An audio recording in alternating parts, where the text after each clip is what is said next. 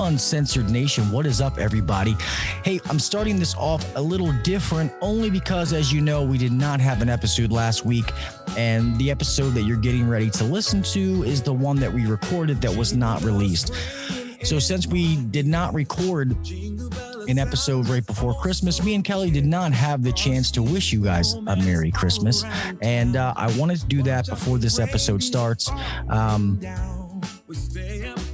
Guys, we appreciate each and every one of you. We try to express that as much as we possibly can. And I hope that you guys know how genuine that we really say that, because we really 100% mean it. We really do want to wish each and every one of you a Merry Christmas and a Happy New Year from me, Kelly, and everybody that's part of the HVAC Uncensored team, the moderators of the group, all the people that do things for us behind the scenes that don't always get mentioned, but they're what make this thing run. You know, and HVAC Uncensored is, you know, to be one of the bigger HVAC podcasts now is pretty amazing. When we started this, we never ever thought that would happen. And I say that very humble. I'm not saying that to brag. I say that because of each and every one of you, and the support that you've given us has made this podcast what it is. Just a bunch of HVAC guys trying to help others. And that's really what it is. And you have helped us grow this into something. And we cannot thank you enough. I mean, really, we cannot fucking thank you enough. You guys, you download it every week. You stick by us all these years, all these episodes, and it really is amazing. And part of the reason that me and Kelly, we still do this, that we're here every week, and we may miss a week, now and then for family reasons or work reasons, whatever it may be, but we're always back. You guys know that. We're not going anywhere. We love this. We love you guys, and we just want to help people be successful in this industry and give back to the trade that's given so much to us. So, guys, Merry Christmas and Happy New Year. We won't get to talk to you again before then because we'll probably be taking off for the holidays, but we will be back better than ever starting off in 2021. Can't even believe I'm saying 2021. I think we can all agree that we're ready for 2020 to get over. Hopefully this COVID bullshit will be done. We'll see what happens. But Merry Christmas. Wish all of you a Merry Christmas and a happy fucking New Year. Hope you guys get everything that you want. I hope all the kiddos are happy that Santa brings them everything that they ask for. And just relax, man. Enjoy your families. I know it's not Thanksgiving, so you don't want to say what you're thankful for. But, HVAC is a hard trade, man. No matter what you're doing or how you got to where you are, it's a back-breaking, ball-busting job. And, when you get time off, remember why we bust our ass, why we do all this. And it's just a good time to reflect and then set them goals for next year. What you want to be. You want to be better at your job. You want to be, you want to become a manager. You want to own your own company, whatever it is. Set those goals and hold yourself accountable, because don't worry, me and Kelly are going to hold you accountable. One of the first episodes of the new year is going to be about the goals that you set for yourself. So be fucking ready for it. I want you guys to write it down. You want to email it to us, and we'll hold you accountable, because we want every one of you to get paid what you're worth, to be successful, to be happy in life, and to enjoy what the fuck you're doing. It's that simple. All right. Didn't mean to go so long. I'm going to keep this short. Enjoy the episode you're about to listen to. It's just me and Kelly, but we were kind of on fire this night. We think this is a great episode. We want to make sure we got this out.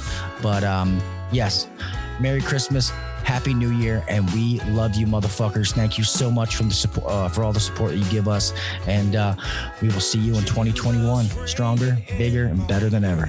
Peace. Oh, yeah, I won't do that to you. Merry Christmas, people. What is up, everybody? We always start this thing off by showing love to those companies who make this show possible. Today, we're going to give a little shout out. It's actually somebody that we've talked to, Kelly has talked to through our Facebook group. It's going to be Mr. Evan Hoffman. He is over at onpurposemedia.ca. If any of you are looking to run some social media ads on Facebook and stuff like that, go ahead and give Evan a holler. Go ahead and look at onpurposemedia.ca and let him know that we sent you over here, HVAC Uncensored. Okay, looking to run any kind of Facebook ads, to help your company generate some leads right now, generate some revenue, Evan can help you out on that category. All right, Mr. Evan Hoffman, that is onpurposemedia.ca. Last but not least, as always, we always show love to our old faithful. Is going to be our friends over at Yellow Jacket. Guys, more than 70 years ago, Jack Ritchie set a goal for Ritchie Engineering to become the standard by which all other HVAC hoses were measured. In the last 7 decades, the Yellow Jacket brand has not only become a standard by which all hoses, tools, refrigeration gauges, manifolds, HVAC vacuum pumps, and refrigerant recovery machines, it's become legendary. How have they done that? Through an unwavering commitment to excellence. It's the single most important attribute in the longevity of the company. While other companies sold out, sent work overseas, China, or lessened quality, the relentlessness commitment of their people has led to over 70 years of best-in-class products, first-class customer service, and innovations that make the contractor's job easier worldwide. So let's join Yellow Jacket in the next 70 years as they commit to changing the standard once again. Real fast, I want to tell you, if you go to Yellow Jacket's website, which is literally www.yellowjacket.com, they have awesome training videos that will help you learn and properly know how to use any and all of their products. So go there, you literally click on resources, go down to training videos, and they have a video on every product that they've ever made. And they are very, very useful videos. So go check those out. And remember, Yellow Jacket, 70 years of experience built into every tool. I pledge of allegiance to the flag of the United States of America and to the republic for which it stands. One nation, under God, indivisible, with liberty and justice for all. God bless the USA, and thank you to all of our global listeners. 5, 4, 3, 2, 1, go. If you're trying to take your HVAC game to the next level, then buckle your seatbelt, crank up the volume, and try not to be offended, because you're listening to the HVAC Uncensored podcast with Gil Cavey and Kelly McKay. Now, here's Gil and Kelly. What is up, everybody? Welcome back to the HVAC Uncensored podcast. I am your host, Gil Cavey Jr., sitting alongside my buddy, old pal, Mr. HVAC millionaire, Kelly Mother effing McKay. What is up, my man? What's going on, Mr. Cavey? Same old shiza, man. Can't complain. Things are good. Same old shit, dog. Just a different day. Exactly. Yeah. But yeah, it's good, man. Good. You guys are staying busy. I know we talked for a little bit here before we started recording. So we had a little cold snap that happened, and that definitely spurred a little business. But before that, we've been pretty it's pretty scraggly. Yeah, well, we know how it is, man. We've talked about it on previous podcasts and telling people this time of year, when those little calls trickle in, you got to make the most of it. You can't be leaving shit on the table. And even, we're busy and we have work, but it's still happening. We still have the same problem. Guys just have to understand the revenue factor that, you know what I mean? It's the concept between great service but making a profit at the same time. Exactly. You know what I mean? Like not 3 hours on $49 No, and we all know that like great service will spur profit. I mean, it will spur revenue. Yeah. As long as if your pricing is right, then you'll be profitable. But they're one and the same. So if you are spending 3 hours or 2.5, or, you probably should be walking away from that with more than just the bare minimum, because to me, that's basically, if you collect a diagnostic fee or a trip fee or whatever you're charging, and it's not even $1 above that, like you didn't convert that call. I mean, that's basically an unconverted call. Lost money. Yeah, we were better off that person not working that day and not taking that call, because now someone else has to generate enough revenue to make up for that, or we're in the red for that day. And that starts stacking on it. And guess what? You got a big old pile of shit. Do you guys have a revenue per day? So, I'm just curious. It's okay if, and I hate to put you on the spot like this. Do you have a revenue per tech per day? Do you guys? To be honest, no, we don't. We should, and we don't. A1. Well, yeah, based on, so it was pretty much based on, per call. So if we go based off of that 500 ticket average, based on per call, we were putting a number on, hey, we want, if this guy's got 3 calls today, we should be at $1,500 plus. I think, and then it would kind of be plus or minus. That. I know the thing that's going to mess with that and jack with that a little bit, it's going to be, prepaid maintenances. Or even if they're monthly and they're paying their $14 or $25 a month, whatever, and you go out to do a maintenance and, I'm all for it. And I know we've talked about this, but I still want to, let's dig into this for just a minute. I like your take on it where it's like, it's a service call. Like I want a $500 average, and I agree. So what do you do when you have guys? I mean, and once again, I'm putting you on the spot, Gil, but I know you'll know how to answer this because you deal with this when you're managing guys. And you've been managing guys for a long time. So what do you do when guys just keep coming back with either a 0 invoice or the $49, sale that you're doing for the season? Like, what do you do? How do you turn that around? How do you make them start getting more on every ticket? Well, I mean, it starts off, we're changing the mindset that, most guys, they hear, demand call, whether it's no heat, no AC. Oh yeah, I can make money. They hear maintenance. They hear, oh, let me go do this. Well, I want them to think the same way, no matter what it is. It's still an opportunity in front of customer. It's an opportunity in front of them to do something. Then it's getting them to realize that how important that those maintenances are, which we've talked about a million times, but sometimes us, like we always say, us as the technician, we always want to talk technical and the customer doesn't care. But at the time of a PM, those little things that we think are so small, like cleaning the flame sensor, dumb things, tightening wires, all of that adds value into what you're doing. Every system out there has something wrong with it. None of them are as good as they can be. Okay. Every home should have clean air. Every home should have water safeties that's going to save them, issues from water going everywhere, humidifiers, whatever it is. And I'm not saying you got to offer all of them, but they don't all have them. And it's something that you can offer. So if you do that PM thoroughly, you show value in what you're doing. When you offer something, more than less, they're going to take it. A lot of times they do. And maybe they don't take it the first time. So when I do those calls, yes, I want them to know I still want a $500 average on that because I don't want them to think I'm letting them up on them.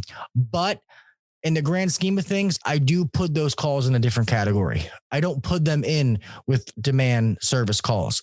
But I want them to think that because that's the problem. Guys go out and it's, I did your maintenance, ma'am, blah, blah, blah.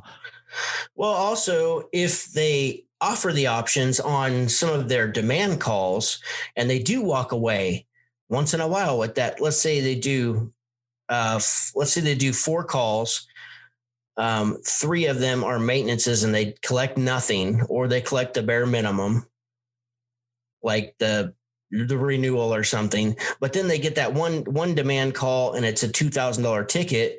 Well, they're still going to average a $500 ticket out of those 4 calls, so that's why I don't think it's too much to ask to say we want $500 every time. Because if you continue to provide a great service and offer as many things that make a good fit for the customer that the customer actually needs, then you're just by sheer numbers, you're going to get some yeses from that. And when you get some yeses, you're going to, obviously you get the sale. So I feel like it will work its way out. But on a downside, what if they ran, say, 10 calls and they had one $3,500 sale or something? Their average ticket may still be, I don't know, 400 or something, right? I don't have a calculator in front of me and I'm not good at doing this type of math in my head, but let's say it is 400, but what did they miss? So there's also just a factor of like productivity that we have to at least consider also. You know what I'm saying? Yeah, for sure. So they're at 350. So 350 average. Yeah. Which is well below the 500, but let's say they sold 5,000 on one ticket out of 10 calls, then that probably would make it 500. So are they really being productive is my question. I guess it just really depends on the sequence and the process that they ran. Exactly. Because if it's very clear because here's the thing, and this is a great point. I'm glad we're talking this because this just makes sense to me 100%. And I've heard this and read this before, but this is why you manage the process. You don't manage the person, you manage the process. As long as they're running the process and that's why I love ServiceTitan, Gil, is because you can tell when they went through the checklist, like when the timing, I can see if they're going through and doing the checklist and 1 minute later they're closing out the invoice and collecting payment. I know that they didn't use that checklist while they were on the call. So it's things like that as long as you're running the process properly, and with ServiceTitan, you have kind of this paper trail because every little interaction is all recorded on the job. So, but that's the thing is, as long as they're running that process every time, and if they're still not getting the results, then it's got to be training, right? It's got to be training that you're lacking. Or it could be just little subtleties, the way they're saying certain things, or their posture,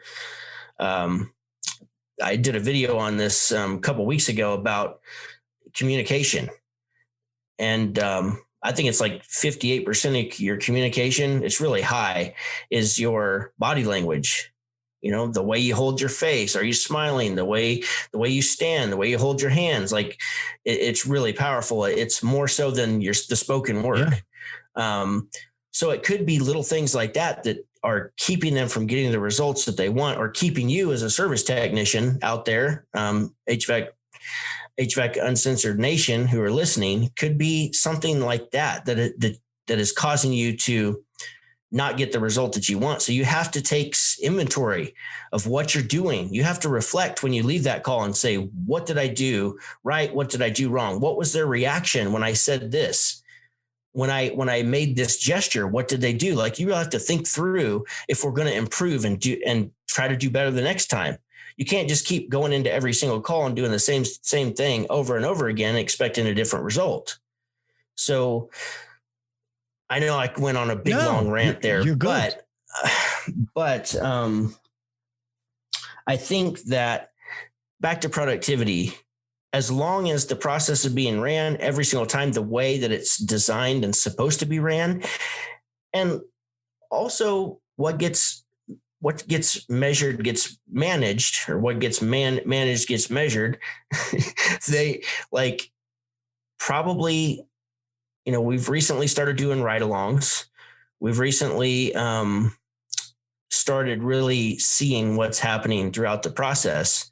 And so that would be the other side of it, just to make, because they can tell you that they're doing the process all they want. But if you're seeing it clearly through your history that it's not ran the way it was designed to be ran, then there may be even more to that. So that's why I've been so big on processes, because if you run that process 100% of the time, and we know how it gets, you got 4 calls, you might do it on 2 and not the other 2. If you do it 100% of the time, the process is proven to work. Okay. So when it doesn't work, you're not doing the process. And like the situation you said, okay, if the guy does do the process, he does offer things, and he only gets 1 out of 10. To me, I think that's rare. But if that does happen, then I agree exactly with what you said. He needs training or his delivery is off. He doesn't believe in what he's telling the customer. If you don't come through with confidence and stuff like that, people are not going to spend money with you, especially now.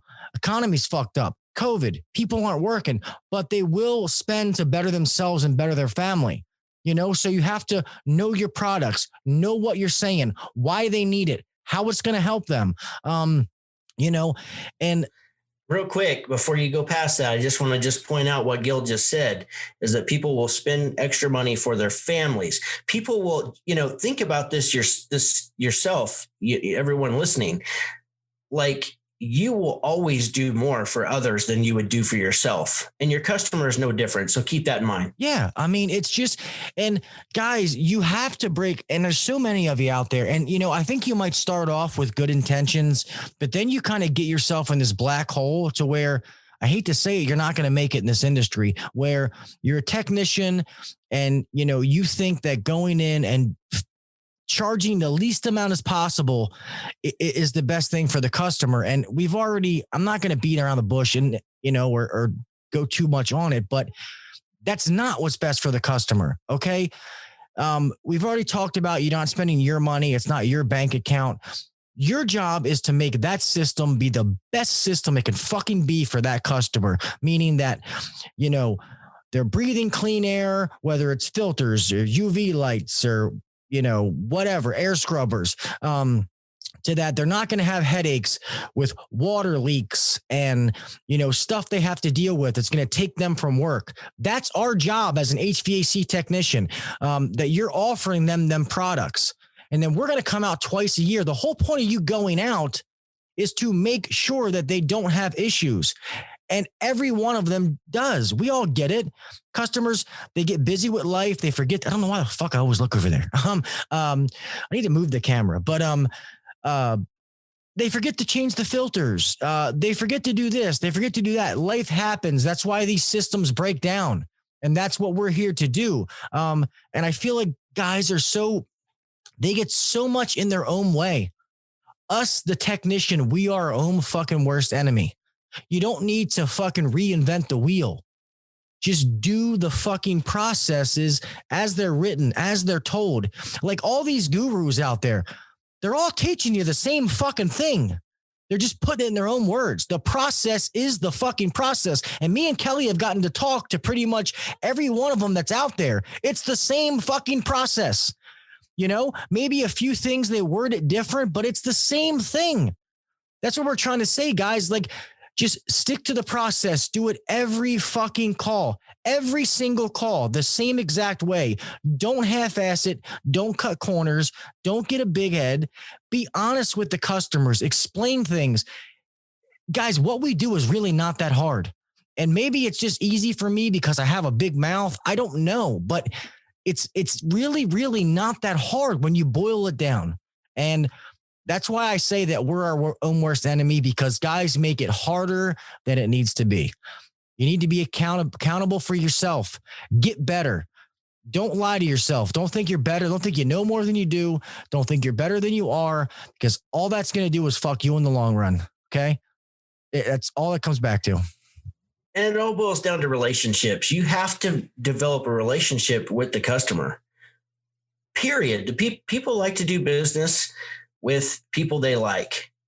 And if they like you and they get to know you a little bit, they're going to start trusting you. Relatable. And they're going to trust your opinion. They're going to trust your professional diagnosis and your recommendations. It's a personal thing. Like, you have to get personal, and we should care enough to take the time to become personal with our customers. Yeah, for sure. I mean, I know most people, I've said this for a while, and I know I've talked about this even on a different episode, but I believe that a lot of people in the trades, especially the HVAC, just because I'm really close to that and it's, part of my life. The people in here in these trades, in the HVAC industry specifically, I feel like when you guys have went out and you've been the hero for somebody, like you've saved the day, and there's not a better feeling than that. And when you get a dose of that, you want more of it. And I think that touches our hearts a little bit, to be honest. Yeah. I mean, I think we grow pretty big hearts because we do care about these people, but do we care about them enough to form a relationship with them? I know we're not there very long, but we should get personal with our customers, because that's what providing a great service is. It's getting personal and developing that relationship with the customer. Yeah, well, like I used to always say, man, when you leave, I always wanted them to remember my name. If they remembered Gil, then I did my job. I stood out from the crowd. You know, I did what the next guy's not doing, which I say every fucking week. Yeah. Then I did my job. If they called in next time, hey, can you send Gil back out? I did my job. You know, if they said, even if they said, hey, can you send the guy I had last time? Maybe I did an okay job, but there's room for me to improve. You have to be honest with yourself. You have to. I see it too many times of technicians where they learn just enough to be dangerous, and then they think they're done. They don't got to learn anymore. Or then guys start to go over to the dark side because maybe they have a good personality, and now they start to bullshit the customer. And maybe you can bullshit a few people and you get some sales and it works for a little while, but it's going to come back and fucking bite you in the long run. It's not sustainable because people are going to see through that. They do. They'll see through your bullshit, and it's going to backfire. I'm telling you, it sounds like, I know it sounds old fashioned, but being honest and thorough is really the best way to get to where you want to be. I have those statistics here. Let me find them. While you're looking for that, that's like when we talked about before, when people always ask me, like, Gil, when you sell, like, what's your secret? I don't have one. That's the God's honest truth. If I had some secret, I would give it to you, or I'd probably sell it for a monthly fee. But this could be the biggest secret that you have, and it could even be unconscious. Yeah. I mean, and my thing is I am honest and I am thorough. I respect the customer's time. I show up to my appointments on time when I'm supposed to be there. I respect their house as far as where I park. I put booties on. I'm respectful. If they're older than me, ma'am, sir, even if they're not, even if they're younger than me. How you doing, ma'am? My name's Gil from, Beltway. Here to look at your system. I'm here to, give you a quote on a new system. You finally got to buy a new one, huh? Blah, blah, blah, something to break the ice. I'm very personable. Right. And yes. Yeah. So here it is. Here's the numbers. 55% of our communication, more than half of our communication is our physiology.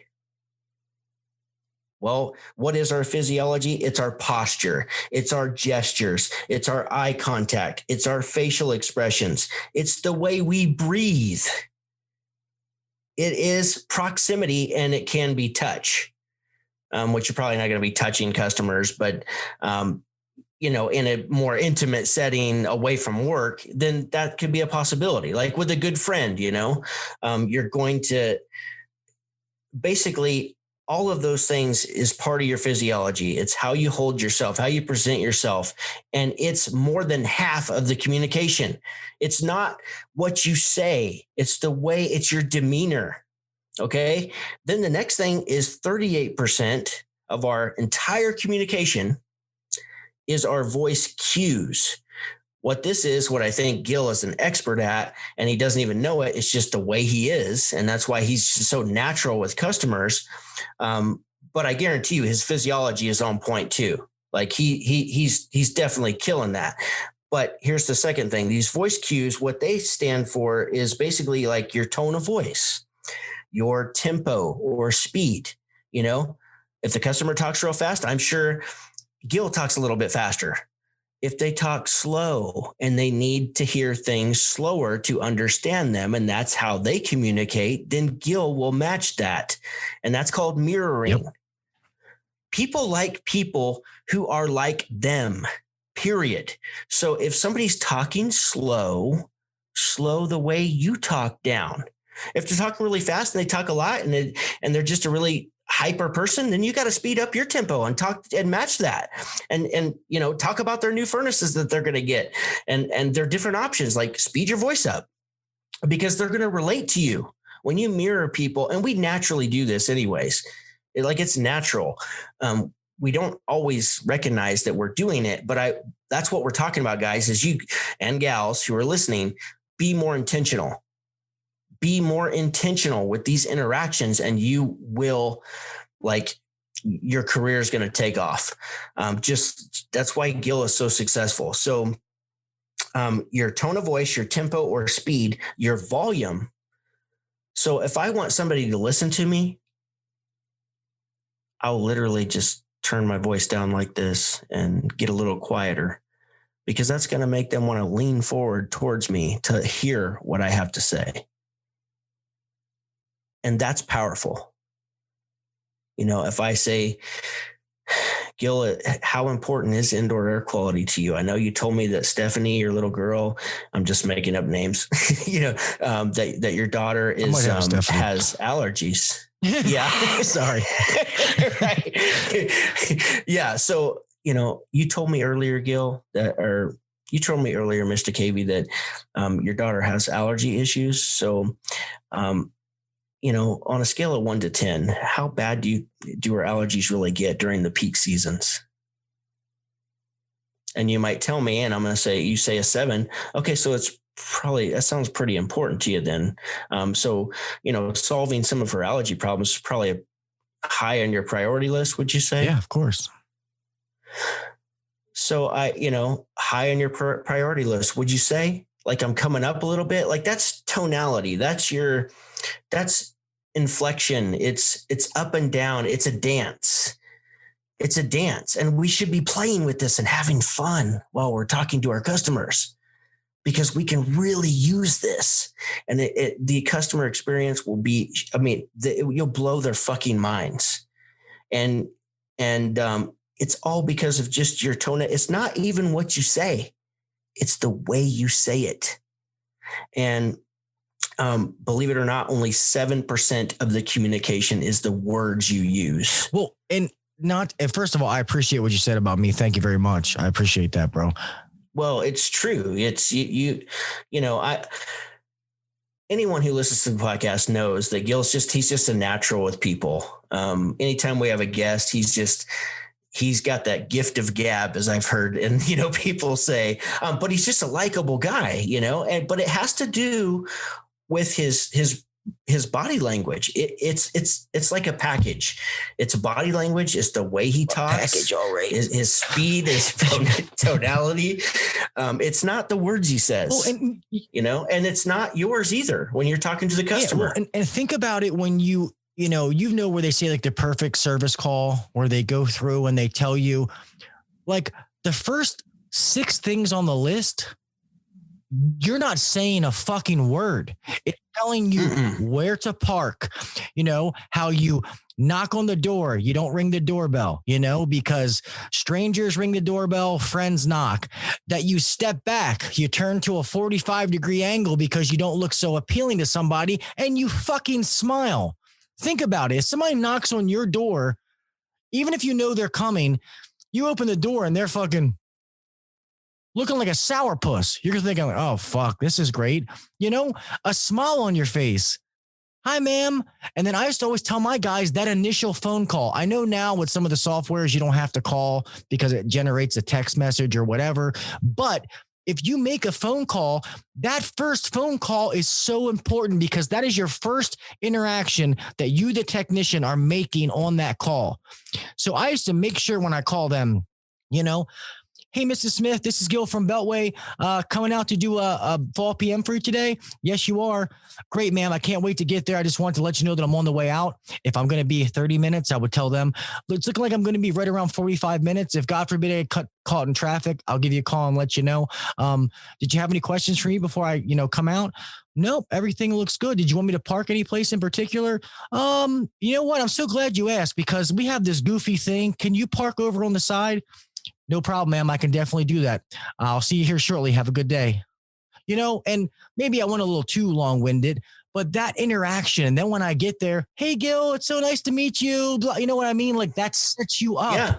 People we all have bullshit in our lives. Most people don't want to fucking take off work and deal with the furnace being broke or the AC being broke. If you can make the experience better for them, it's better for everyone. It's just showing that you really, really give a fuck. And that's really what it comes down to. Like Kelly was saying before, it's also I always look at my surroundings. Like we say, if I see an inhaler on the table, somebody's got asthma. You know what I mean? And we always say the dirtiest air people breathe all day is in their home. And a lot of people think they can't afford stuff or they don't know that products exist. Once again, us as technicians, we know what's out there. We should know what's out there. And sadly, we make biased opinions sometimes because we're not educated or we haven't looked into something, which is wrong. But anyway, these people don't know. All you have to do is bring it up. These people will decide for themselves whether they want to use it or not. Okay. It's not our job to sell them on it. It's our job to give them the facts, to let them better their family. And then we're their resource to get it. That's it. That's really what it comes down to. 100%. And so, and you can offer options all day long, but I'm still telling you, if you're completely way off on your physiology, you're way off. Like you're invading personal space. You're not smiling. Just some housekeeping items here. Like, if you're speaking with a woman, I believe it's, with a woman, you want to stand a little bit at an angle. Okay. Like maybe a 30-degree angle, keep your hands above your waist. This is just simple housekeeping stuff. It just makes this could be a subconscious level thing. They're going to feel more comfortable with you than if you put your hands down below your waist, because then it's harder for them to see your arms. So it's simple things like this. A lot of times, especially with a woman, I'll ask to sit down at the table across from me because then it brings me down to their level. We're on the table. They have that table across from us, a buffer zone, so they feel safe. Just something that I've learned throughout them. 100%. And when you're dealing with a man and you're a man, then, because I know we have some female technicians out there listening, but you square up to a man. It's not in an angle, and it's okay. If you put your hands below your waist, it's fine. But these are things to be aware of. These are simple things that you can do immediately to be intentional with the customer, because repeat what I'm saying here, guys. Rapport is power. Rapport is power. You're going to make a stronger emotional connection when you find something in common with that person, because rapport is created by a feeling of commonality. So we have to feel like we have something in common. That's why Gil and I get along so well. We have a ton of experience in the HVAC industry. We've had ton of the same experiences, just in, different parts of the country here. He's in Baltimore, I'm in Kansas, but we're still experiencing the same shit every day. So I can relate to Gil. I know what he's going through. And so we have instant rapport. And because of that, I'm going to listen to what Gil has to say.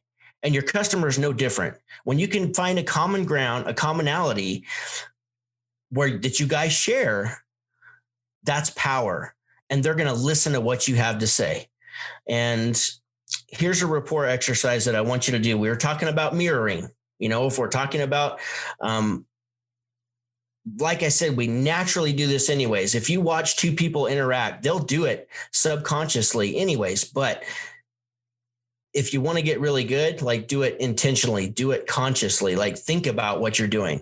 If you see the customer, like they lean back and, put one of their arms on their hip. Well, after I talk, I'm not just going to do it immediately. It's not like charades. Like I'm not like, trying to be a copycat and do what they're doing. But naturally, after I talk for a minute or two, I'll probably lean back and I'll put my hand on my hip. And I'll be matching what they're doing, their body language. And people do this. They just don't even realize they're doing it. But it builds rapport. So here's the exercise. 3 steps. 3 steps for the rapport exercise. Number 1 is observe. Observe what they're doing, how they speak. Are they talking fast? Are they talking slow?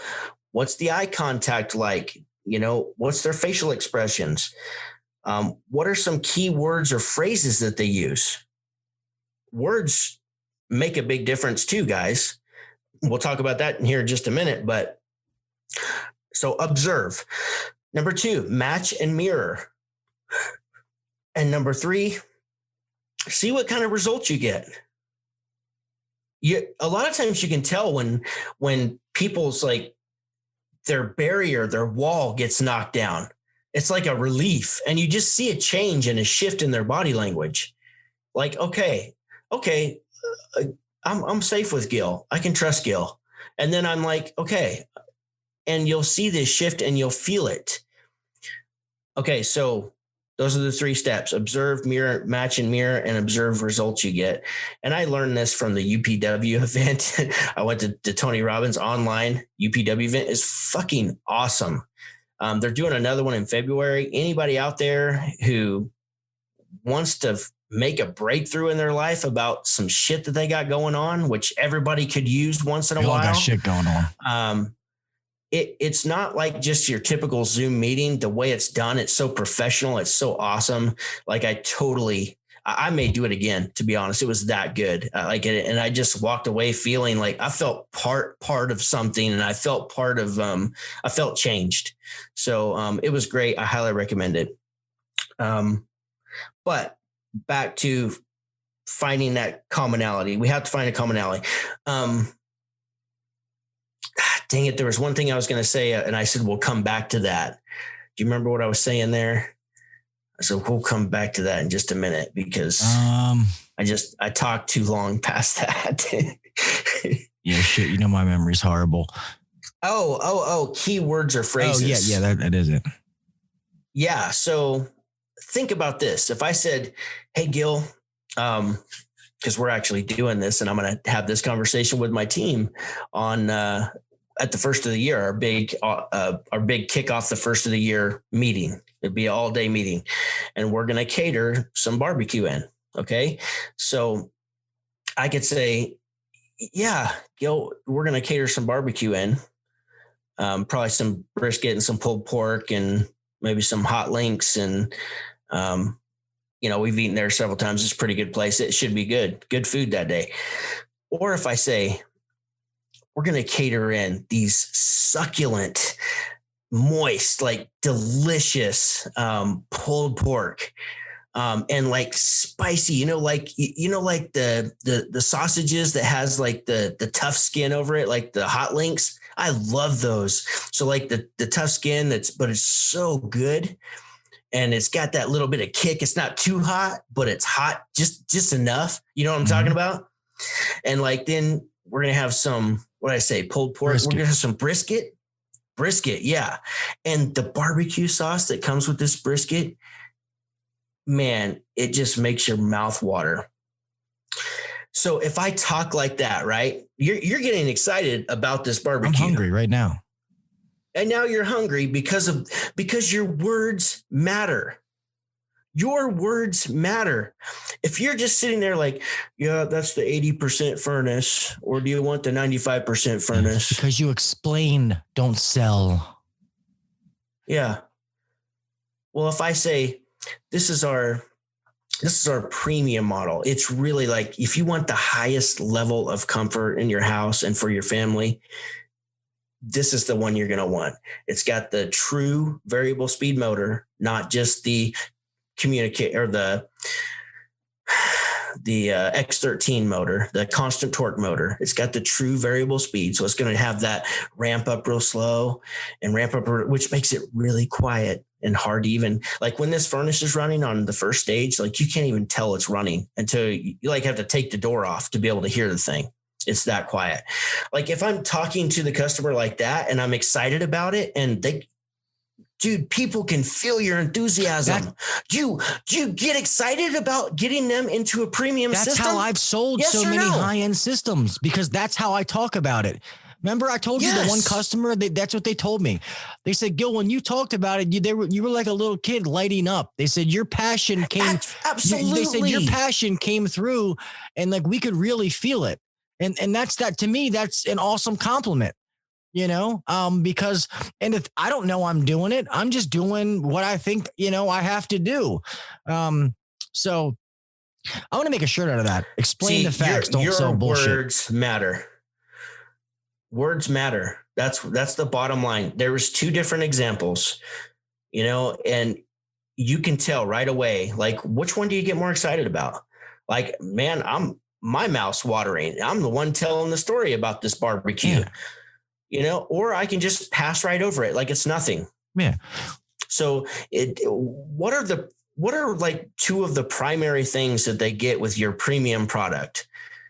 So pick 2 primary things that your outdoor unit does for the customer on a comfort level, not what it does, not what it has or how it's built. What does it do for them?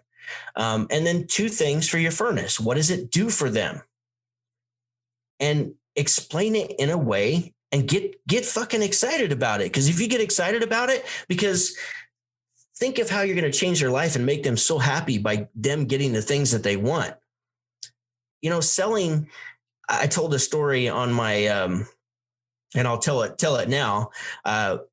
My wife got me a sweater and she gave it to me early for Christmas. And I just didn't like the color. I was like, I just don't like this color. So I was off last week for my high performance coaching recertification, but I didn't have class on Friday. So Friday we went to town and we haven't been out of the house in a while. So it's just a good day, went out to town, had a nice lunch, but I go into the Buckle we're in the mall and we go into the Buckle. Well, we had forgotten to bring the sweater in. It was out in the car.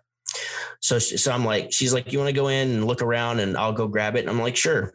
So I go in, immediately a sales lady like snatches me up and is like, I'm like, I'm just looking, my wife, actually we're returning a sweater, but we forgot it in the car. She'll be back here shortly. Oh, well, what color was it? What color did you want? Well, how about this one? She goes and grabs one off the shelf. She's like, this one, this. And I'm like, yeah, I mean, I like that. Okay. I mean, you want to try it on? I'm sure I'll try it on. Next thing I know, I'm trying on jeans. I'm trying on a vest. I did get the sweater replaced. Vest. Yeah. And I'm like, I basically told the gal, I'm like, no, I was going into the stall and she's like, what's your wife's name? And I'm like, her name's Rachel. Okay, well, I'm going to watch for her. So if she comes in the store, I'm going to tell her that you're in the dressing room. So that way she doesn't wonder where you are. I said, great. That'd be great. And then my wife gets in there and she winds up trying on some jeans and she buys some stuff too. So it was all about. Should have hired her. No shit. Like, well, my wife and I were talking to her at the checkout and she was from, South Dakota and, her boyfriend was stationed here. He's in the Air Force. So he was stationed here. So they just moved to town and she's been working at the Buckle, but she's a killer salesman. And you know what? All it was just finding out what it was that I liked. She just kept asking questions. Well, you like this color? You like this style? Do you like the zipper? Do you like the button? And she's just asking me questions. Well, if we would just do this with our customers, sales is not hard. Like, watch the things we talked about, your physiology, your tonality, tempo, volume, and then, you can pay a little bit of attention to the words you say, but they're not that fucking important. But if you watch those two things, build a little rapport, ask the customer questions, care, just care about what needs they want. Yeah. And that's why I always say, by asking questions, take the word sale. People hear the word sale and they get fucking mind boggled. Take the word sale out and just think,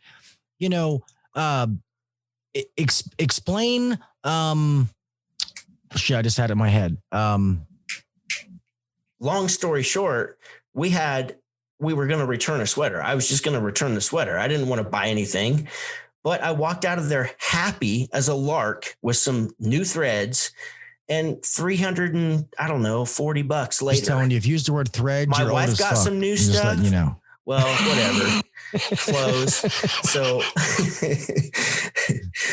yeah, I had some guy in the Facebook group because I took a snapshot of the Facebook violations, and they were like, they said something about being a millennial. I'm like, I'm not a millennial. Yeah.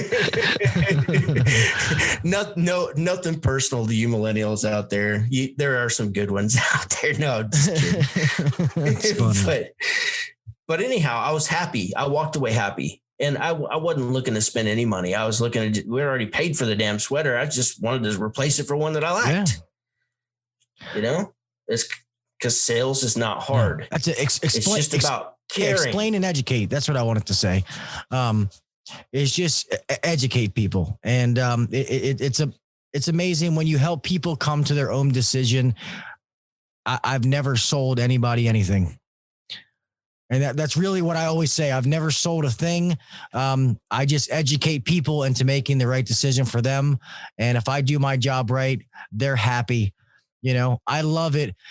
This is a quick story. I just, and I think I said this before, that one of the best systems out right now with some of the rebates to me, well, obviously I like Carrier, is the Carrier 18 SEER inverter system. It's a really good cost.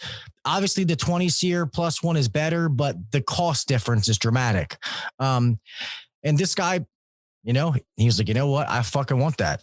And he had never experienced it. He called me. He's like, hey, Gil, Mr. Becker. I was like, hey, how you doing, Mr. Becker? And we bullshitted. I bought my son the little JBL speaker because of him. And I was like, yeah, I got that speaker. It's fucking awesome. And he was like, and sadly, that's exactly what I said, because he's that kind of guy. And he was like, I told you you'd fucking like it, Gil. That thing's awesome, man. And I was like, so what's going on? He's like, I don't know, man. He's like, I don't know. He's like, I just want to, he's like, I know you're really good with these Infinity systems. He's like, I guess I just want to make sure this thing's working right. He's like, I was like, well, is it meeting temperature? He's like, yeah. I said, is it the temperature you set it on? He's like, yeah. But I was like, you know what? I was like, I'm not that far away. I was like, I'll swing by later today. Is that cool? He's like, yeah. I go over there, ask them the same questions. He's like, this thing's always running on the lowest fan. He's like, every time I look at the thermostat, it's set on 71. It's 71. He's like, I love it. He's like, I just want to make sure that nothing's broke. And I was like, this is what comfort feels like, Mr. Yes. Becker. Yeah. And, love it. And I said, no, I said, this thing's working like a champ. And I went over and I looked at all of it, and I could look at it through the control. And I said, no. And I said, this best part is, I said, wait till summer. You haven't experienced the best part yet. I said, no, I said, this is what it does. I said, this thing has met your load and it's ramping down, slowing the fan down, making the temperature of the air come out warmer. And it doesn't need to work hard to maintain the temperature in your house. And he was like, this is fucking great. And he was like, thank you. I was like, thank you. I was like, so everything's good. He's like, yeah, everything's good. We've had similar experiences with that. They wonder if it's working right. It didn't, because it's so different. Yeah. It's not the same as your old typical, on off. Yeah. system. And that's why tell people, once you experience it, you cannot go back to a traditional system. That's my point. This is what happens. And you get sold. Like me, I can never, ever go back to traditional system. I can't, wherever I move, guess what? An inverter's getting put in. whether it's 20s here, 18s here, it's getting put in just because once I've experienced it. And I think me having it has helped me be able to sell them so well because I know how it affects me and my family. And I'm speaking from experience when I tell that to customers, and obviously it works. So. Yeah, absolutely. We didn't even get to what we were going to talk about tonight. Do you want to get into that? Yeah, we can get into a little bit of that. Okay. So, I want you to consider something. Everybody's heard the term like B player or A player. And have you heard the term C player? So we're going to kind of distinguish the difference between these three different types of players. So what type of player are you? So a C player pushes back. And it could be, if you're the business owner and you're listening to this, I really want you to try to identify what type of players you have on your team. And if you are a player on a team, I want you to identify where you're at and where you can improve. So C players, they're people who push back. They have excuses, lack of attention, lack of empathy for your customers. They're self-centered. They belittle others. They trash talk on whoever is not with them. They crush new ideas that's brought on by the owner or management, and they convince others to agree. They can bully people. They typically do the bare minimum. They do not hit their KPIs, and they show no concern whatsoever for not hitting those KPIs. They can keep others from doing their jobs in times, certain times. Like, if you have that guy that, okay, well, like finish this sentence. When blank shows up to the job, work slows down or stops. Like, do you have a guy that creates that? Yeah, that's what I'm talking about. He keeps others from doing their jobs. Another telltale sign is they claim to be a team player, can feel like walking on eggshells when you're talking to them. Like if you're afraid to say the wrong thing because you don't know how they're going to react because they make you feel that way. Narcissistic tendencies. Just have to look that up. I've had 2 people pass through my company that were the definition of narcissists. They're the worst type of human beings. They need mental help. But they aren't all true narcissists. They could just have those tendencies. They're truly unhappy people. Like overall, you would say that they're less happy. They're more unhappy than they are happy. Put it that way. Like more times than not, 4 out of 5 days, they're unhappy. They lack any motivation, so et cetera. Like you get the idea. That's a C player. Any comments or anything on that? No, I guess since we talked about it, it's all I'm going to say real fast is, guys, when you listen to these, you really, really, if you really want to grow and you want to be successful, you need to be fucking honest with yourself. Okay. If you honestly listen to this and you hear yourself in the B or C category, that's not good. It's not good. You need to fix what you have to fix, or you're heading down the wrong road. Okay. That's all I'm going to say, but you have to be honest with yourself. If you realize it, that's the first step, is realizing like, fuck, man, like I don't want to be that guy. All right. So yeah, just realize that. I mean, because we all have them, and I want to make sure that you get to go through these. So yeah. So we're going to move on. That's a C player. Are you a C player? Like you're almost hopeless, honestly, if you're a C player, if you don't fix some shit and get your shit together. If you are dealing with a C player, if you're in management or you own a company, I don't know if there's much help for a C player. Like it's probably time to just kick them off the team. Okay, let's move up to B players. And I've heard people out there say like, oh, I like B players and turn them into A players. Okay, well, that's most people change very slowly over time if they change at all. So you can't just snap your fingers and change a B player into an A player. It does not happen that way. It's going to take a lot of effort, and they're going to have to like have an awakening. Plus, it's not one thing that's going to change it. You can't. Yeah, it won't be. There's multiple things that are embedded in that person that makes them what they are. So you're not going to rewrite their DNA in a fucking month. It's just not going to happen. No, not going to happen. So a B player, you're going to see some similarities to a C player. They do push back. They tend to kill initiatives and ideas that are brought on by management or the owner. They provide reasons instead of results. Like they've got every excuse in the book. Oh, well, this customer was a jerk. Oh, well, she was a bitch. As soon as I walked in, they were like, they're not going to buy. Like that's just giving me, you're just telling me reasons why you didn't get the results that we're looking for. So, if this sounds like you, like take some inventory, take some, man up, woman up, and stop providing reasons. Results are the only thing that matters in life. All aspects of life. Period. You did or you didn't. That's the, you did or you did not. There's only two options there. So B players tend to go along with the trash talking C players. They cut corners. They display. Here's what's different about B players specifically is they'll display short spurts of good results. However, their ego rises drastically when they have a few wins. Very often they fail to do the entire process that's been laid before them by your company. They display behaviors that could be described as know-it-all, like as in unattentive to any training because they believe they've got, they have all the knowledge they need at this point. They can lead crusades against management.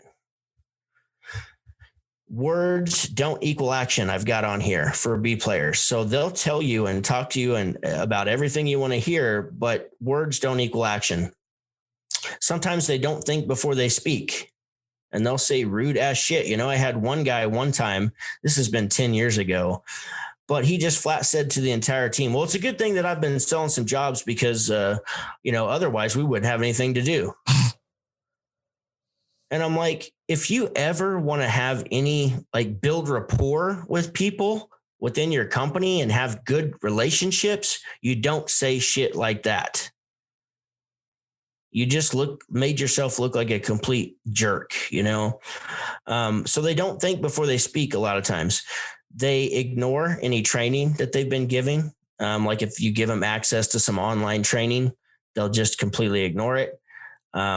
They believe that time equals increased pay. Gil and I have talked extensively about this. Just because you're there another year doesn't make you worth any more money. What did you do to increase your capabilities, your skill level, your productivity to deserve an increase in pay? B players can be somewhat coachable, but you're going to have patience and like we said, it's going to be really hard to turn a B player into an A player. However, they can show improvements and get better, but the light bulb has to go on. So if this is you, if you found yourself doing any of these things, and none of us are perfect, guys, we've all done all of this shit. We've all acted like a C player and a B player before. But it's time to start getting intentional with our actions and to pay attention, to take stock and inventory of how we're acting and behaving if we want to move up in our companies, if we want to gain the respect and the admiration of our peers, which we should all be striving to do. We all should be striving to be good people. Yeah. So that's a B player. What do you got to say about that, Gil? It's like I said before, I'm not saying you can't change. But Sadly, I think it's probably easier to go from C to B than B to A. I mean, just my honest opinion. And I get it. And so it's, if you realize, hey, you're the C guy, it's not jump off a bridge. It's just, you got a long road ahead of you. You know, and if you want to be successful in life, like, you got to have that fucking wake up moment that, damn, like that's me. Like that's what I do. It's just 100%. A big one is those short spurts of good results. Yep. Like, consistency is what's going to create success, period. It's what Gil was talking about earlier, like run the process. Even if, you know, it's 4:00 or 5:00 and you just want to go home, like run the process when you get to that call. That's consistency. That's what separates the men from the boys. That's what separates winners from losers. That's what separates A players from B players. It's not that much extra work. Also, it's just that little bit. Also, that's what separates the people in this trade making real money versus the people living week to week. I hate to say that is the difference. There's people in our industry that are living a very good life, as we should. Me and Kelly have already talked on the importance of what we do. We keep people in the world comfortable. Okay. It's some minor things can go a long way. 100%. So are you a B player? That's the question. And do you want to stay there? Okay. So what does it mean to be an A player? A players are top 10% of the industry. They have a deep belief in the company's core values. They meet or exceed goals and KPIs set for them. They have an optimistic outlook on life and accountability. So if they're being held accountable by a manager or their peers, like, they accept that. They don't get all pissed off about it. They're optimistic about it. They're 2 to 3 times more productive than B and C players. If you have an A player join your company, there is instant impact in the company when they are hired.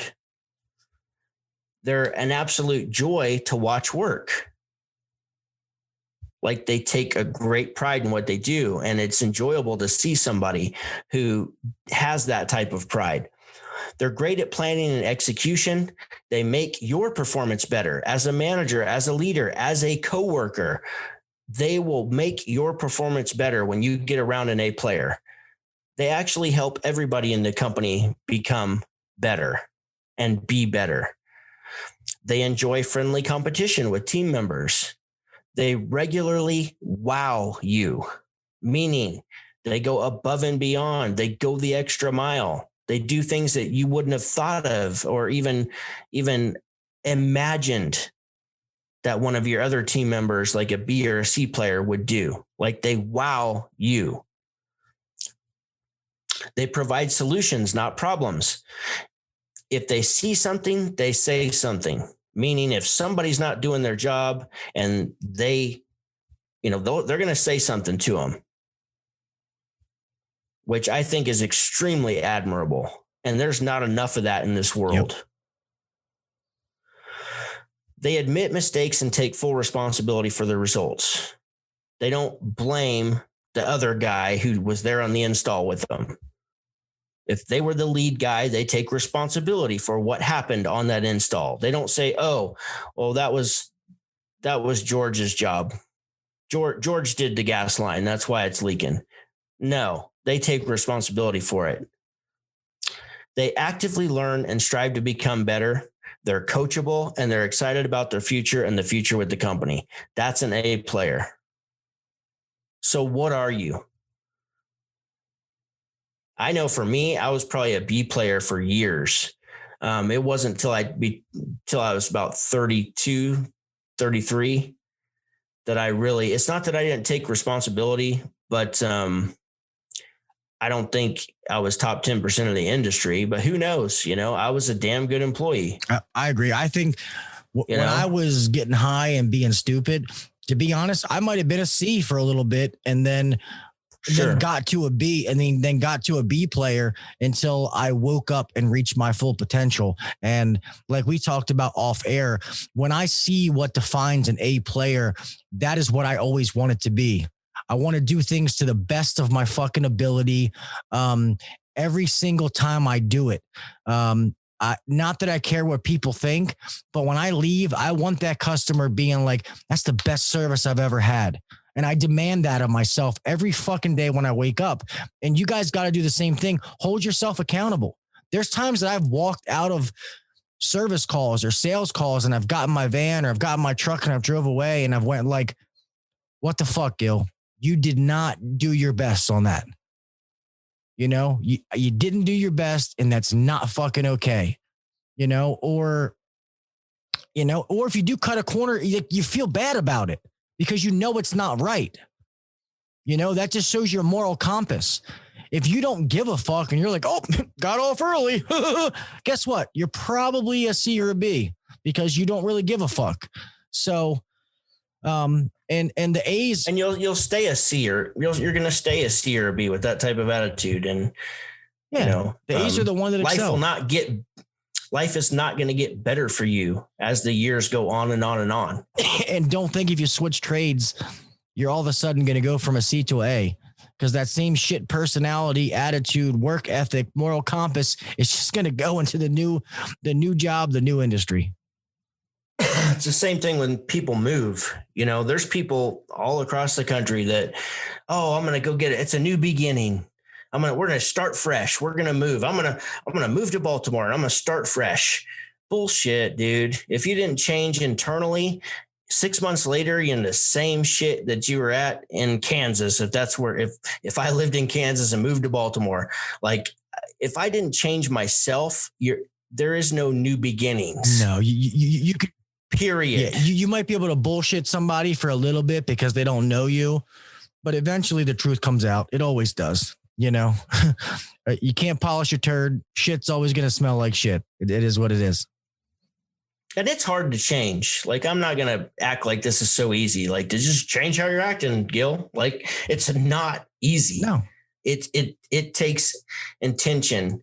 But we know that the majority of our day is autonomous. Like, we just naturally do it. It's like automated. Like, we don't even have to think about it. Right. So if that's the case, you already have habits. And if you want some new habit or a different habit, well, start tying the new habits to your old existing habits. So for instance, if I want to begin to write my goals down and look at my goals every single morning, well, I know my normal routine. I get up, I get dressed, I head straight to the coffee machine and I get a cup of coffee. Well, what if I left my notebook right there next to the coffee because I'm there every morning anyways? I just linked the two habits together. And when you do that, that can make it easier to integrate new things. So we've went long already. I know. No, so, it's good. I was just actually checking what I had to do tomorrow morning. Gotcha. I looked at the time. Yeah, and I was like, it's getting late there. But no. Well, this has been a killer episode. It has. And I want to make this point before I forget. Sorry. And I've thought about this long and hard, and I'm glad because it really, really incorporates in tonight, because as me and Kelly are going back and forth and we're talking about all these different things, especially the beginning of the podcast, especially in the residential market, just as much as you want to learn how to read a book on how to work on heat pumps and how to gas furnaces operate and the technical aspect, you also need to know how to deal with people. Because in the residential market, you're dealing with people every day. You're dealing with that customer every single call that you go to. Maybe on a commercial job, hey, it's on the roof. You go upstairs and you're on the roof all day by yourself. So maybe your interactions are slimmed down a little bit and it's not as important, because you're sending a quote. Your office is sending a quote. Somebody fucking 1,000 miles away is approving the quote. But in the residential market, you have to know how to deal with people why the fuck am I looking over there? You have to know how to deal with people and how to interact with them. There's ways to do it. There's ways to do it right, to be genuine. And you need to learn that just as much as you need to know how to fix that piece of equipment. Trust me, I have met so many guys who are awesome technicians, but they can't communicate with the customer, and it ends up being a negative outcome. A guy I used to work with, and I'll say his name. His name was Sean. He was so fucking smart. The guy knew how to fix anything. He was kind of lazy a little bit, but he was not a people person. He never tried. He could not communicate with the customer, and we'd always get calls in like, this guy was just, he was kind of awkward, and he really didn't say anything. And it's like, well, ma'am, did he fix your problem? Yeah. Did he explain to you what he did? Well, yeah, but he was just, he was kind of awkward. And it's like, well, okay, I'm sorry. You know what I mean? But it's like the guy went out there and did his job, but did not explain it to the customer. Oh, and long story short, left a bad experience. So just know that there's more parts to this. Okay. And this is a big deal. And you don't hesitate to go buy yourself a new tool. Yeah. But you can't get an Audible account. Like, I'm not even going to ask you to pick up a book and read it. Like, just listen. No, they listen to, satellite radio all day, music. The same song. Like, you can't listen to a book instead, that might completely change your life. Like, think about the power of a book. Sometimes one's entire life experience is written in that book. You can't compare to that. Like, there's no comparison. Like, you can get a couple of gold nuggets from somebody's life when they wrote a book, I mean, like, you can compress time if you just learn as much as you can. You literally can compress time. And so I was going to say real fast, my memory, I had a customer tell me one time, and this has always stuck with me. And he says the same thing about reading books and stuff like that. He's like, you can listen to a song and it can change your mood or take you away. He's like, temporarily. He's like, it can temporarily do that. He said a book can change your life forever. Yeah. Okay. 100%. So, I mean, it's just I'm talking like, 2-3 days a week, just listen to a book instead of your tunes for a couple hours, and you'll get to where you're listening to a book a week. It's easy. Like, it's ridiculous. Like, they'll go spend $700 on a new set of digital gauges, but you can't fucking get a $14 book and learn how to fucking deal with customers. I mean, come on. Yeah, it's crazy. Like, especially now, guys. Kelly can read. I am not even a reader. Like, I do like it sometimes, but now with so many things like these Audible books, it makes it so easy. It really does. You can listen to it. The people narrating it, like, it makes it like, like you're listening to a podcast or you're listening to something. Like, it makes it really easy. So there's no excuse anymore. There really is no excuse. No. So we covered a lot, now I want you to go out and start building rapport with your clients, start paying attention to your physiology, the way you're talking, the way you interact with the customer. Be sure to observe and use some mirroring techniques to find that common ground and build the commonality. So they'll actually, I was going to say respect you, but it's not respect. They'll like you, they'll actually like you and want to buy from you. And they're going to listen more than anything. They're going to listen to what you have to say when you find that common ground. And it's a simple thing to do, building rapport, but it's something we need to be more intentional with. And until it becomes natural, like it is with Gil, it's a natural thing for Gil. To build rapport. He's been doing it for so long. It's just what he does. It's fun. But I enjoy it. Like, it's not work to me. Absolutely. Like, if I have a day full of sales calls, I'm like, cool. I get to meet 5 new people today. That's really how I think about it. Yep. And then we talked about being an A, B, or C player. And what are you striving to be?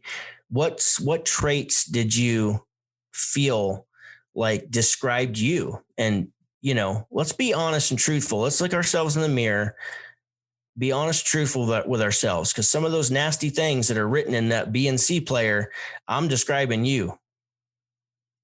So own it. Own it. Recognize that this is the way I've been acting and I need to change.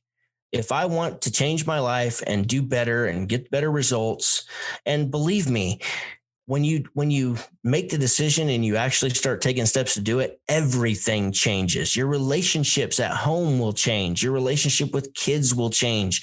You'll actually be in better physical health.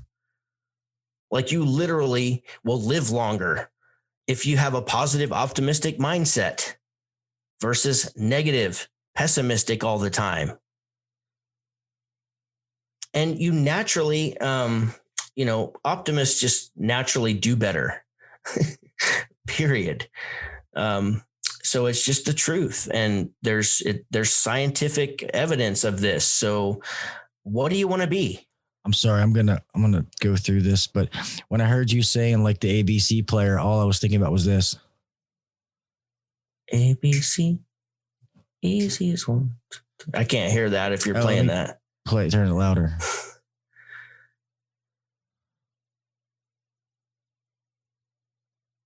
Can't hear it. Can't hear it? I can't.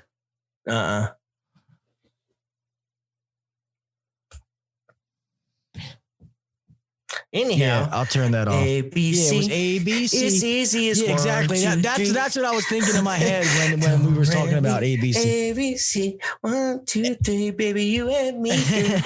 Yeah. So anyhow, yeah, just decide what you are. Are you A, B, C player? Build that rapport. Become an A player, guys. It's going to change your life, and you're going to have more fulfillment in life. Stop being miserable all the time. Like life is short, dude. Like I get it. If you're 25 years old, like you don't understand that yet. But the earlier you do, the better off you'll be. Absolutely. Absolutely. By the time you hit 32, 33, you're going to start to realize like I need to get my shit together and I need to change some things. Our hope is that you'll just do it sooner rather than later if you are that young. But also, it's never too late. It's never too late. And guys, most of you guys and gals, most of you know my story. You're like, I was a drug addict. I started being a decent person late in life. And I always think back, like, what if I didn't waste all that time? How far would I be in life right now? But it is what it is. I made the best of the time that I had, and I'm continuing to excel. So I'm not sitting here preaching down to you I've been this angel of my life. I used to be a big piece of shit. Probably I wasn't the same person that I am now. So hopefully that gives you the motivation that you can change. The change can happen, but I'm also going to tell you it's the hardest thing I've ever done in my life. So it can happen, but you have to want it. You got to follow through with it. And I don't want to compare it to addiction, but you know what I mean, though. I'm just talking about a change and it being hard. So it can happen. And there's life and there's quality of life, and it depends on what you want. I don't want to just live. I want to be happy. I want to have that quality of life where I enjoy what I'm doing. I enjoy the people around me. I get to enjoy my family, my wife, my kids. It's just, as I've gotten older, I've realized that life is short, that maybe from losing so many people. I got people tattooed on me, and I want to enjoy every moment that I have. Just like I know that Kelly's the same way. We've busted our ass for a long, long time. And it's, you got to make each day count, people. So really, really look in the mirror and really look at what's looking back at you. Okay. And if you're not true with yourself, then just stop, because you're lying, you're wasting time, and you're never going to get anywhere. So there's typically a few times during the year where I'm struggling with something that's typically related to business. Maybe a couple times a year, whether it's a person or something. But other than that, and I don't say this to brag in any way, but my life is so like drama free. Like it would blow your mind. Like it would just fucking blow your mind. Most people's minds, it would blow you because you just can't imagine, but it's just by design. It's possible. Yeah. Like it's possible, you know? But it's going to take some change, you know, and I'm still evolving. You know, I don't want to be the same person. I'm not the same person that I was 12 months ago. Like I'm not, I'm different. And by this time next year, I'll be a different person again. And I'm just learning and implementing and, you know, changing the way I do things and the way I think. And that's what it's about, and trying to enjoy that journey. Yep. So, all right, guys. So we've yapped at you long enough. At the first of the year, I got to just plug this real quick. I've got a 7 figures in HVAC Millionaire, 7 figures in 7 weeks coaching program. You get a course, which is you're going to get all the information you need to get to 7 figures and beyond in your HVAC business. It's a 7-week course, and I've written an operations manual to go along with it. You could literally, like the operations manual alone, you could just take that and like implement it in your company, and you're going to find, when you just read through that, you're going to find all the missing pieces that you have in your business that are keeping you from getting over that $1 million wall, because it is a wall, and 96% of businesses never get over it. All businesses. So, every week there'll be a coaching call every week, and I'll have a webinar for you guys. But if you're interested, reach out to me at hvacmillionaire@gmail.com and let's have a conversation about it.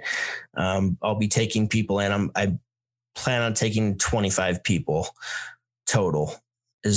I hope there's 25 people out there that want this, because it's taken me a year to build, and it's freaking awesome. People should want it. They should want it.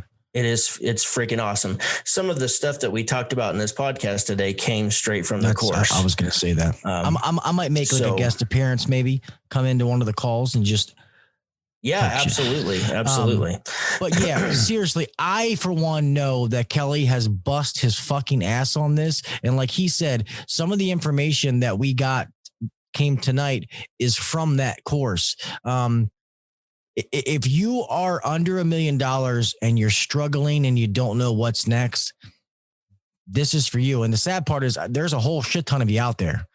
So this is an investment. So rather than, somebody selling you a pipe dream of, 15 plus million, hey, guess what? You're skipping a whole bunch of steps. You don't need that yet.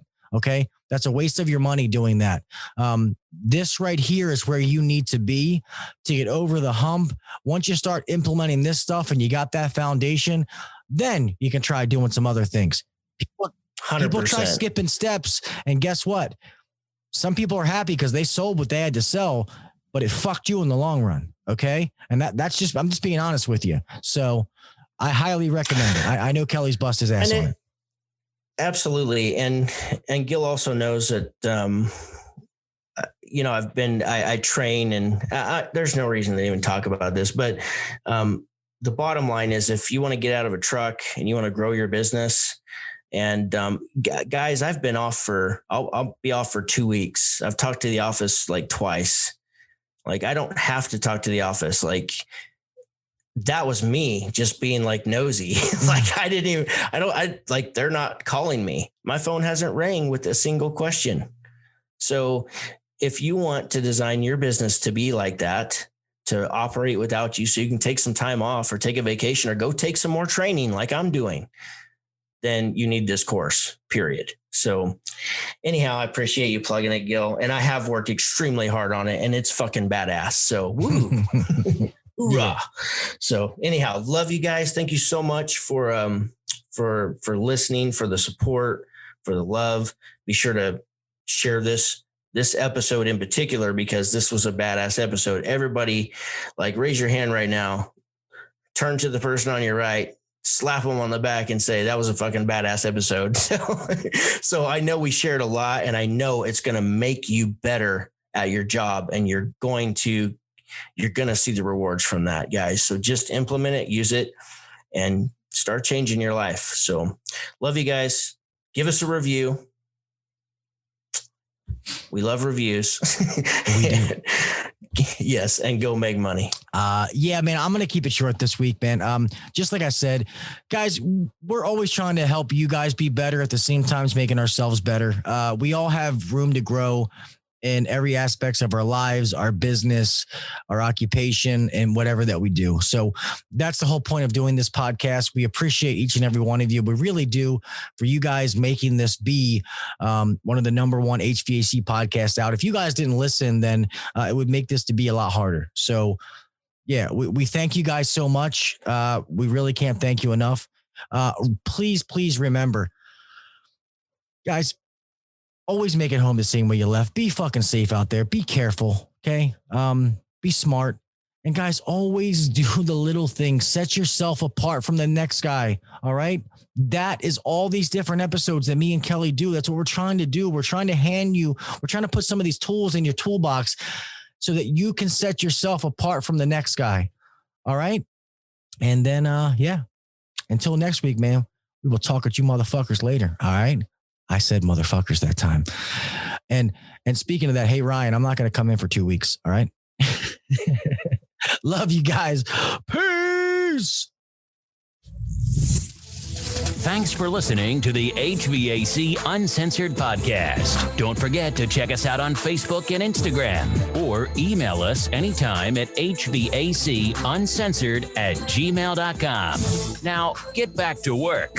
Shut this down. The views and opinions shared on the HVAC Uncensored podcast may not necessarily be the views and opinions of our sponsors or guests.